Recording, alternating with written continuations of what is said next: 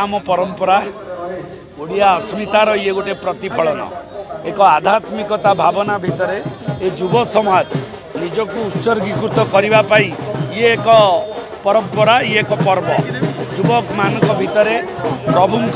निराकार परम ब्रह्म शिव बाबा महादेवंकर जो अस्तित्व एवं तांकर जो संसार सृष्टिर जो लक्ष्य प्रतिपादित करवा एवं युवक मान भितर आध्यात्मिकता ज्ञानर परिप्रकाश करवा एवं जाति वर्ण धर्म निर्विशेष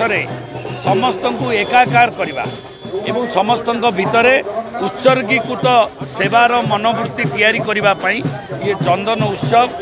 जो उत्सवर देव यूथ ऑर्गेनाइजेशन करुँच धन्यवाद कृतज्ञता देवी प्रभु तांको आशीर्वाद करंतु एवं सद्बुद्धि सत् ज्ञान सत् चिंता भरी दियंतु जेपरी समाजर विकास रे एवं समाजर उन्नति रे समाज को एवं प्रकृति को विश्व को एक नुआ दिग्दर्शन भुवनेश्वर ए माउसीमा मंदिर पाखरु दिग्दर्शन मिलू एतिकी कही समस्त को पुणी थरे